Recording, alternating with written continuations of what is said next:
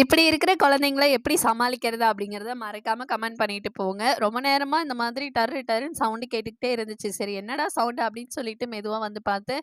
பார்த்தா இந்த லியா குட்டி இந்த மாரி வேல தான் பண்ணிட்டு இருக்கா. புடிச்சு ட்ரெஸ்ஸிங் டேபிள்ல இருக்கிற சேர புடிச்சு இழுத்து அது மேல ஏறுறதுக்கு ட்ரை பண்ணிட்டு இருந்தா.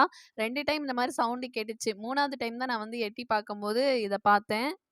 ஏறிட்டோனே எவ்வளோ சிரிப்பு பாருங்களேன். அந்த கண்ணாடில அவ முகத்த பார்த்துட்டு ஒரே சந்தோஷமா ஆயிடுச்சு. சரின்னு சொல்லி நான் கீழ இறங்குன்னு சொல்லி சத்தம் போட்டுட்டு இருந்தேன். அதுக்கு அவளும் என் கூட பேசுறா.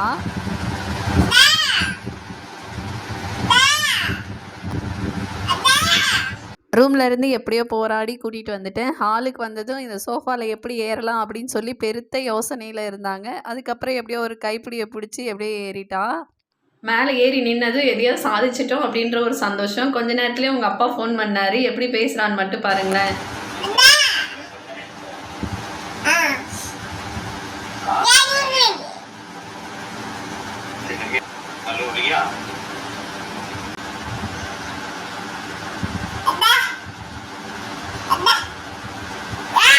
குடு, நான் பேசுறேன் குடு. லியா